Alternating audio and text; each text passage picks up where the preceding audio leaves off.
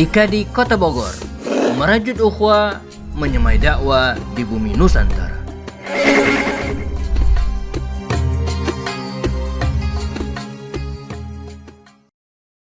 Bismillahirrahmanirrahim. Assalamualaikum warahmatullahi wabarakatuh. Alhamdulillahirabbil alamin.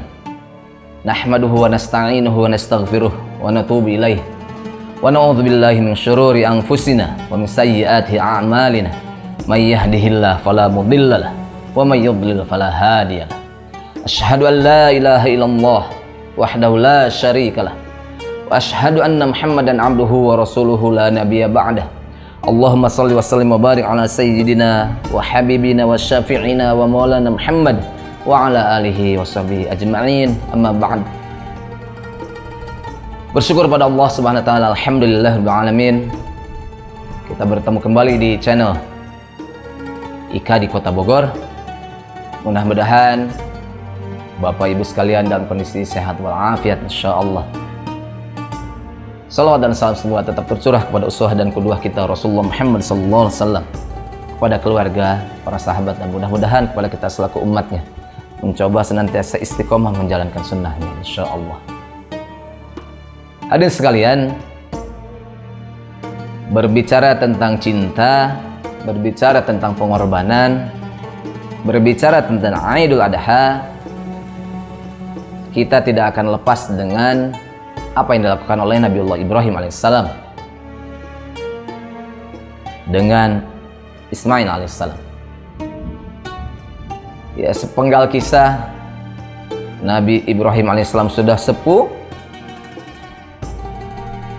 tetapi masih ingin mendambakan keturunan untuk melanjutkan risalahnya, dan Allah kabulkan di usia tuanya itu dengan kelahiran Ismail alaihissalam dari ibunya Hajar alaihissalam.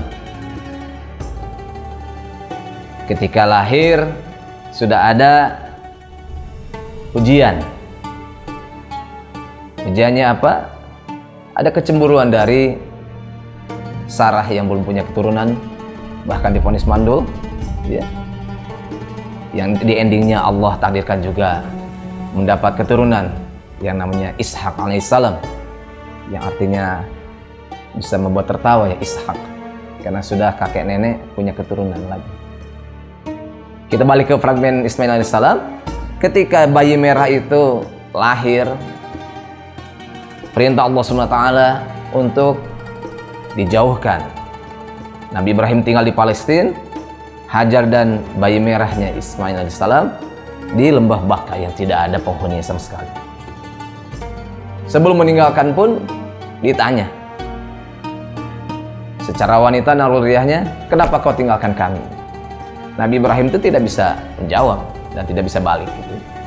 Arahnya, pandangannya membelakangi anak istrinya. Ditanya terus tidak menjawab. Tapi ketika ditanya sama Hajar, apakah ini adalah perintah Allah? Nah, gitu ya.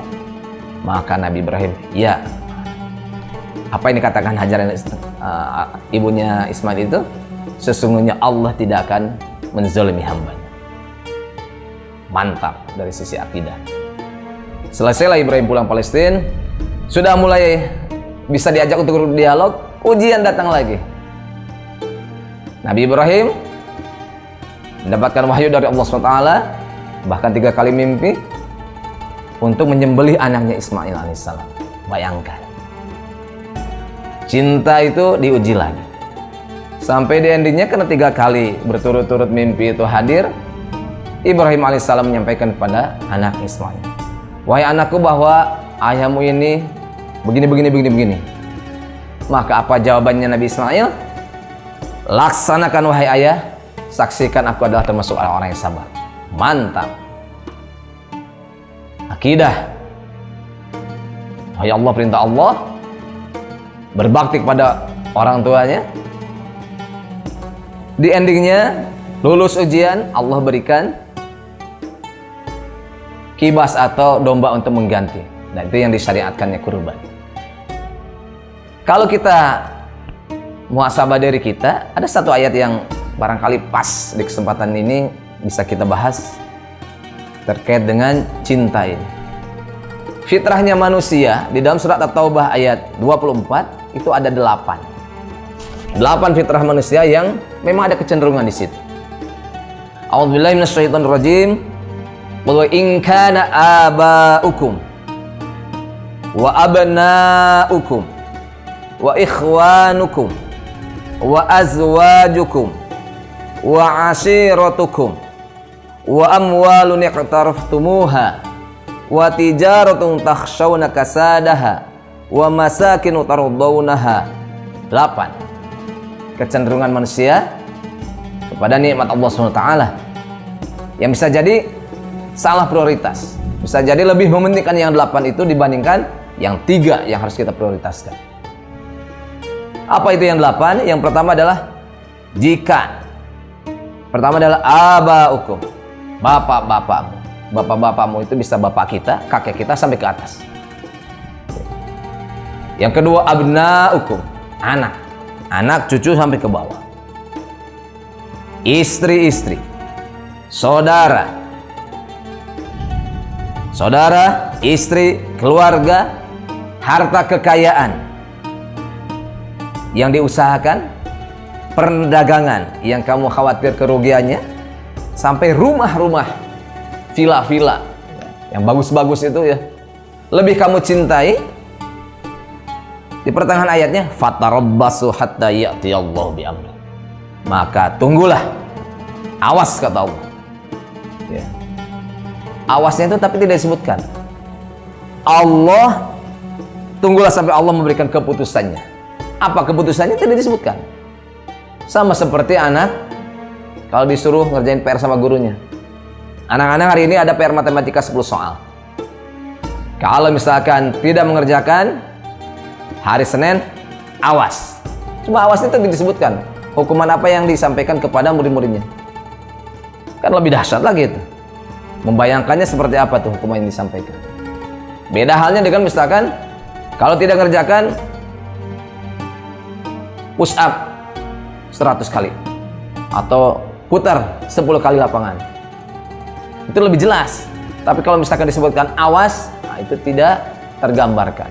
Dan ini yang 8 tadi, cinta itu bisa jadi kita kena begitu ya. Contoh yang paling gampang, Allahu Akbar, Allahu Akbar. Nah, adzan panggilan Allah SWT.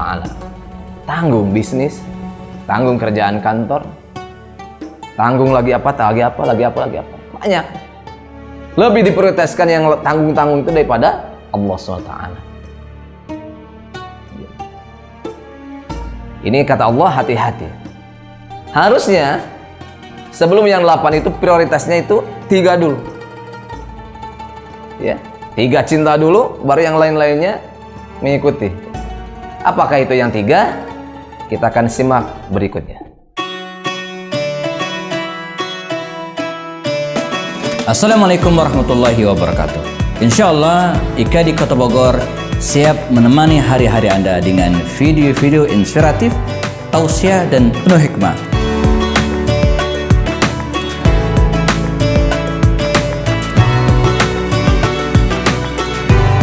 Jangan lupa BPJS, bayar pakai jempol saja. Subscribe, like, dan share. Alhamdulillah, kita lanjutkan 3 cinta yang harus kita prioritaskan sebelum apapun berdasarkan surat At-Taubah ayat 24. Yang pertama adalah ahabba ilaikum. Yang pertama adalah minallah, cinta kepada Allah Subhanahu wa taala.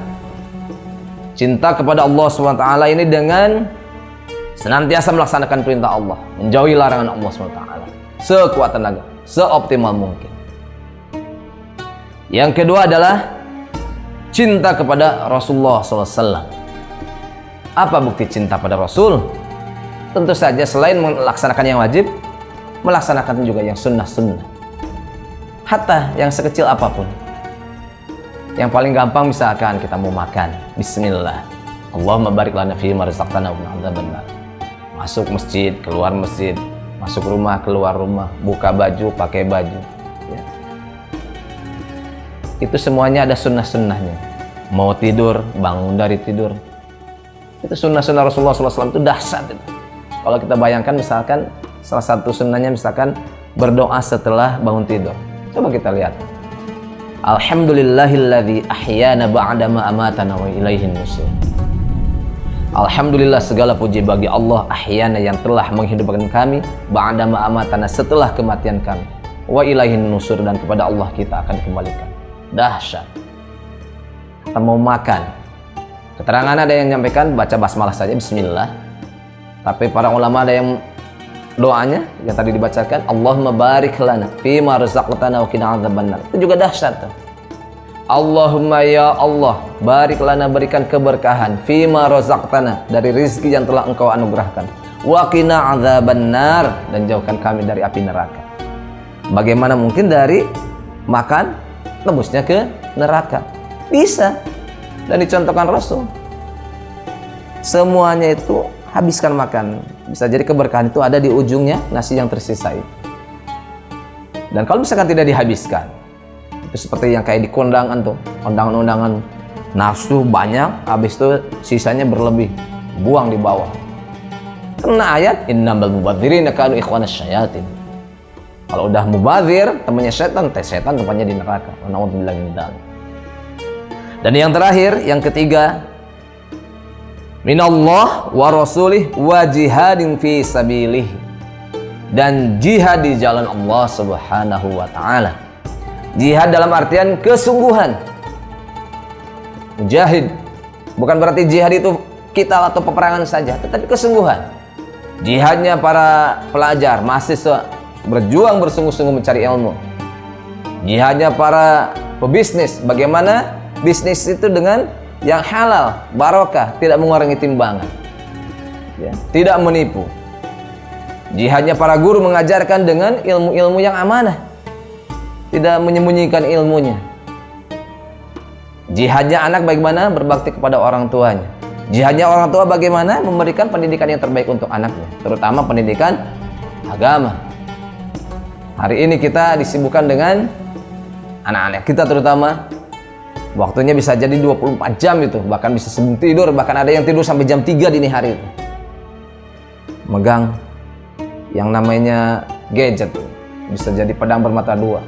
Bisa dijadikan kebaikan, pelajari Al-Quran digital gitu ya. Banyak tausiah di situ. Tapi bisa jadi kemubadziran. Habiskan waktu untuk hal-hal yang tidak bermanfaat. Yang endingnya tidak sholat subuh karena jam 3 baru tidur. Barangkali itu bisa disampaikan terkait dengan manajemen cinta, bagaimana kita memprioritaskan cinta kita. Yang pertama tentu saja kepada Allah Subhanahu wa taala. Allah itu Maha Pencemburu, jangan menduakan. Dosa terbesar adalah kesyirikan. Sehingga itu Luqman berkata juga pada anaknya. Salah satu wasiat Luqman adalah la tusyrik billah. Jangan menduakan Allah SWT. Ya. Yang kedua, cinta kepada Rasulullah, sekuat tenaga kita menjalankan sunnahnya. Yang paling gampang, misalkan sunnah ba'da sholat fardu atau sholat sunat rawatib. Ini barangkali kita ulang nih. Yang pertama ada yang namanya rawatib muakkad, ini yang harus kita coba jalankan, istiqomahkan. 2 rakaat sebelum sholat subuh, 2 rakaat sebelum sholat zuhur, ada waktu lagi 2 rakaat sebelum sholat zuhur, 2 rakaat ba'da sholat zuhur, 2 rakaat ba'da sholat maghrib, dan 2 rakaat ba'da sholat isya. Coba kita dawamkan, mudah-mudahan kita juga diakui selaku umat Rasulullah Muhammad SAW. Dan yang ketiga adalah jihad di jalan Allah Subhanahu wa taala sebelum kecintaan ke yang 8 yang tadi. Bolehkah kita cinta kepada anak? Boleh, bahkan disuruh. Tapi cinta anak itu adalah atas dasar kecintaan kepada Allah Subhanahu wa taala. Insyaallah, mudah-mudahan kan kita tidak salah memprioritaskan cinta. Manajemen kita adalah yang pertama cinta pada Allah, cinta kepada Rasul, dan cinta kepada jihad di jalan Allah SWT. Barakallahu lakum wa afaminkum. Assalamualaikum warahmatullahi wabarakatuh. IKADI Kota Bogor, merajut ukhuwah, menyemai dakwah di bumi Nusantara.